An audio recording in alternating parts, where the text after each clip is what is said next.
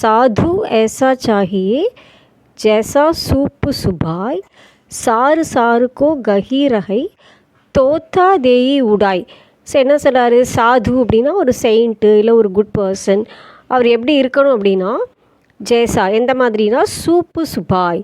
சூப்புனா அந்த ஃபில்டர், அந்த மொரன்றது நம்ம புடைச்சோன்னா அந்த அரிசி தனியாக அந்த உமி தனியாக போயிடும் இல்லையா, அந்த மாதிரி நேச்சர். சுபாய்னா பை நேச்சர் அப்படி இருக்கணும். சாறு அப்படின்னா சாரம், எசன்ஸ், அதில் உள்ள குட் கிரெயின்ஸு அதை வந்து கஹீரகை வச்சுக்குவது. தோத்தா தேவையில்லாத அன்வான்ட், தேவையில்லாத யூஸ்லெஸ் அதை வந்து தேயி உடாய் அப்படின்னா இட் ப்ளோஸ் அவே.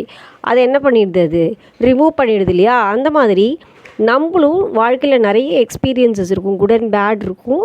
அதில் நல்ல எக்ஸ்பீரியன்ஸு நல்ல எமோஷன்ஸை மட்டும் வச்சுக்கணும், மற்றதை விட்டுறணும் அப்படின்னு சொல்கிறாரு அவர்.